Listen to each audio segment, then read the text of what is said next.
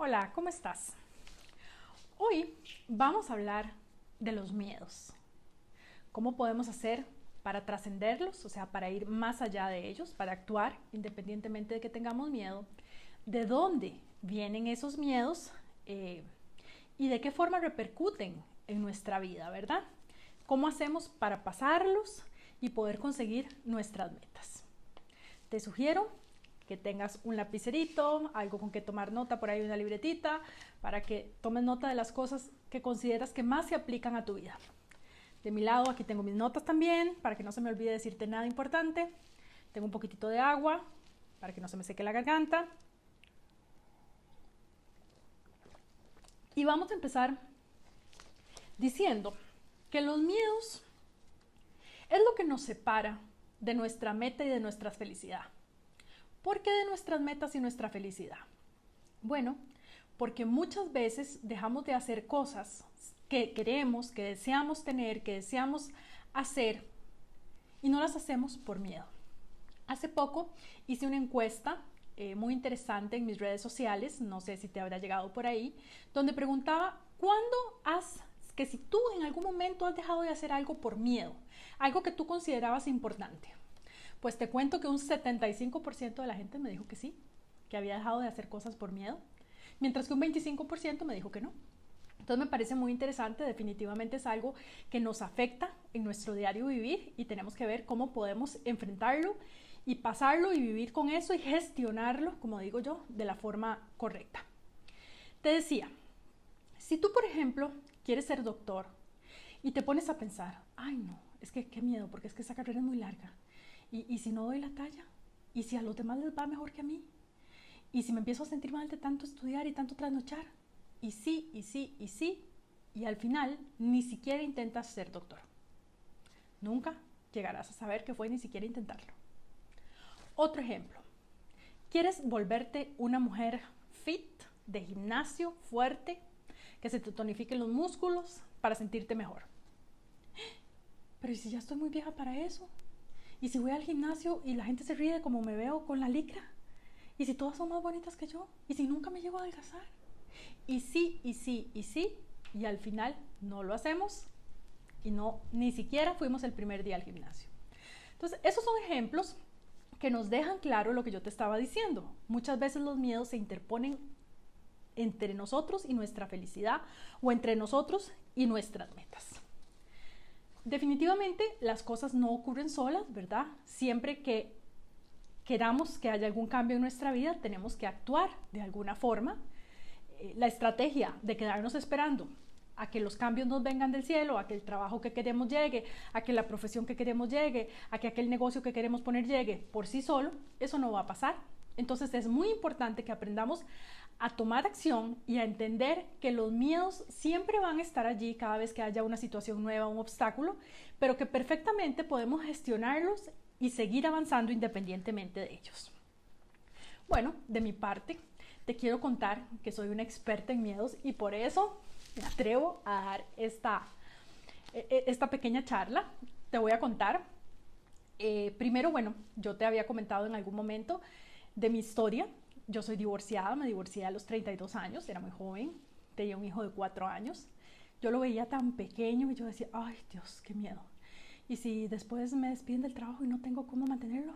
¿Y si pasamos hambre? ¿Y si no vuelvo a tener ninguna pareja? ¿Y si hay un accidente, yo a quién le voy a avisar? Y sí, y sí, y sí. Gracias a un jefe que yo tenía en ese momento, una persona muy sabia, que un día me encontró llorando en el escritorio y me dijo, pero Cristina, ¿a usted qué le pasa? Entonces yo le decía, bueno, es que viera que yo tengo mucho miedo por esto y esto y esto, y le expresé mis miedos. Y él se dio cuenta que muchos de esos miedos venían de la parte económica, de saber si yo iba a tener suficiente dinero o no para mantener a mi hijo, para pagarle los estudios, el colegio, una carrera, etc. Y él me dijo, Cristina, pero usted no es dependiente económicamente de él, usted gana su salario y usted puede mantener. Ah, pues sí, pues sí. Y usted tiene una red de apoyo fuerte, su mamá, sus tías. Ah, no, no, pues sí. Y poco a poco, este jefe mío, a quien de verdad agradezco muchísimo, me hizo caer en cuenta que los miedos que yo estaba teniendo eran miedos completamente irracionales. miedos que no iban con mi realidad. Sencillamente estaba aferrado a algo distinto, que era estar sin pareja, y por eso todo mi organismo decía miedo, miedo, miedo, miedo, y todo me saltaba. Luego, ya cuando mi hijo creció y todo, hoy por hoy mi hijo es un muchacho muy sano, tiene 19 años, pero conforme lo vi crecer, me pasó lo que le pasa a muchísimas madres que sé que me están oyendo en este momento, y era los miedos cuando se enfermaba. En el caso mío, tuvimos una situación específica que se metió a unas cavernas donde a veces hay murciélagos y a donde inhalas el excremento del murciélago se te produce unos hongos en los pulmones y le dio una neumonía horrible. Y ahí fui completamente atacada por el miedo. El miedo en el momento era lógico, tenía calenturas altas, estábamos en el hospital, estaba internado. Poco a poco se fue recuperando, gracias a Dios. Pero yo seguía con miedo. ¿Y si vuelve el asunto? ¿Y si le vuelve a dar? ¿Y si le deja los pulmones muy, muy débiles? ¿Y si? Entonces ahí ya caí en los miedos irracionales, esos que digo yo que son los que tenemos que contrarrestar de alguna forma. Porque hay miedos, y aquí caemos en algo muy importante, que son lógicos, ¿verdad? Y nos acordamos del ejemplo que siempre nos ponían de el león que te ataca en la selva y corre detrás de ti. Y tú sales huyendo y sales muerta del miedo y te vas a subir en un árbol o vas a ver qué haces con tal de irte de la cercanía del león. Pero nosotros vivimos muy pocas situaciones de ese tipo en nuestra vida real. La mayoría de nuestros miedos son miedos que la mente nos fabrica. Por ejemplo, miedo a que en 2 meses me enferme y me muera. Sí, claro, eso puede pasar. Todos vamos a morir. Pero no puedes dejar de vivir el hoy por lo que pueda pasar en algún momento dentro de 2 meses, 3 meses, 1 año. ¿Y si salgo a la calle y me asaltan? Sí, claro, eso también puede pasar. Pero no vas a dejar de salir, ir al supermercado, ir al trabajo, hacer todo lo que requieres, porque te pueden eventualmente asaltar, ¿verdad? Llega un momento en que hay que medir si son miedos racionales o miedos no racionales. En ese sentido, es importante que entendamos que el miedo es una emoción más. Hay que aprender a normalizarla, entre comillas. No quiere decir que es normal vivir con miedo, lo que quiere decir es que es una emoción como cualquier otra, como la alegría, como la ira, como la cólera, la frustración, la felicidad. Es una emoción, dispara una serie de cositas en nuestro cuerpo, hormonas, secreciones, etc. Pero tenemos que aprender a vivirlo, gestionarlo y dejarlo pasar. No pretendamos jamás que los miedos no existan. Los miedos siempre van a estar ahí porque siempre va a haber obstáculos, siempre va a haber cosas nuevas. Lo que sí podemos hacer es aprender a gestionarlos, aprender a pasarlos y poder seguir detrás de esas cosas que queremos.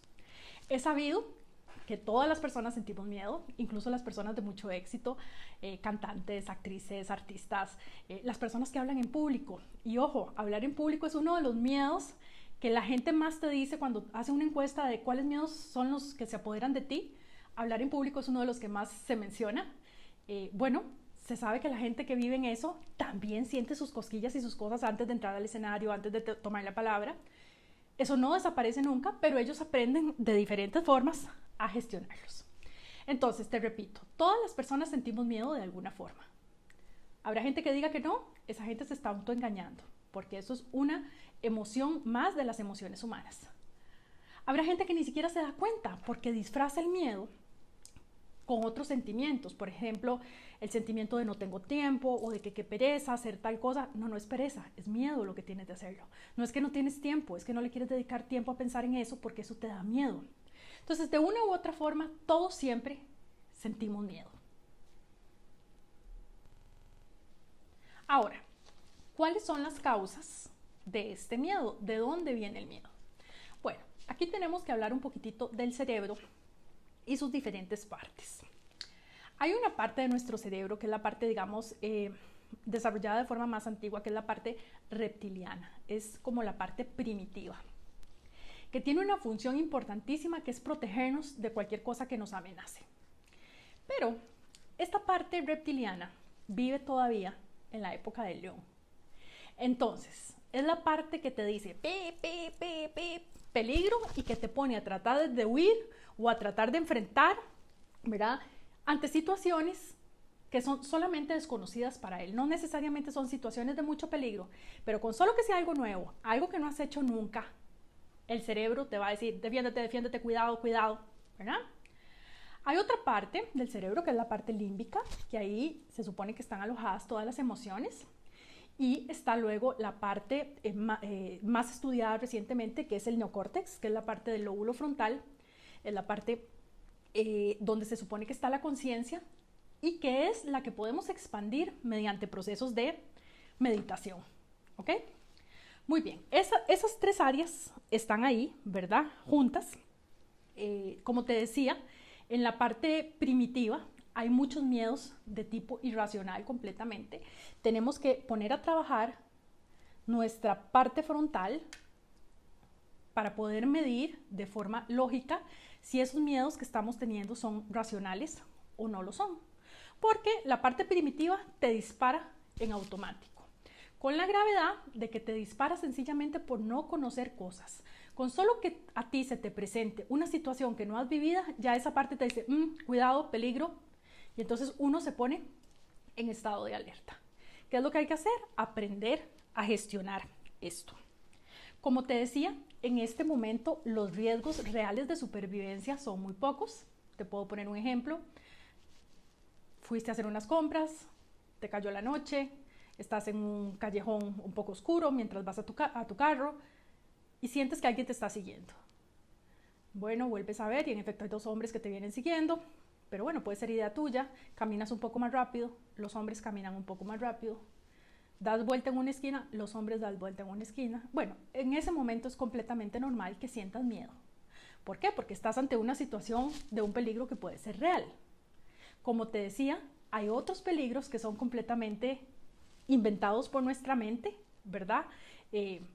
Miedo por un cambio de trabajo, miedo a que la gente no te acepte, miedo a que no te quieran, miedo a que tu marido te dé vuelta, miedo a que los hijos no te tengan confianza. Todos esos muchas veces son miedos inventados por nuestra mente. Dentro de este conocimiento que tenemos que tener de los miedos, es muy importante aprender a identificar cómo reacciona nuestro cuerpo, todos reaccionamos diferente, cuando estamos siendo sometidos a situaciones que nos dan miedo. Alguna gente se paraliza y no puede moverse más. Otros no pueden hablar. Otros tartamudean. Otros se ponen fríos y les sudan las manos. Habrá quienes les dé taquicardia. O sea, todos reaccionamos de diferente forma. Es muy importante que nos conozcamos a nosotros mismos para poder identificar que estamos ante situaciones que nos generan esa incomodidad, que nos generan ese eventual miedo. Porque imagínate de la nada, un día, en una reunión de compañeros de trabajo, de un pronto a otro te empieza la taquicardia, te empieza a sudar las manos, y uno podría pensar le está dando un ataque o algo le está pasando y más bien te llenan más de miedo. Pero una persona que se conoce a sí misma sabe que lo que pasa es que en 5 minutos le toca a ella explicar su resumen de la semana y que eso le da muchísimo miedo. Eso la aterroriza y entonces hasta taquicardia le da. Bueno, entonces cuando ya esos síntomas empiecen a verse, tú no te vas a desesperar porque sabes que es que ahorita te toca hablar, respiras profundamente y enfrentas la situación. Entonces es muy importante conocernos y ver de qué forma nuestro cuerpo asume esos momentos de miedo.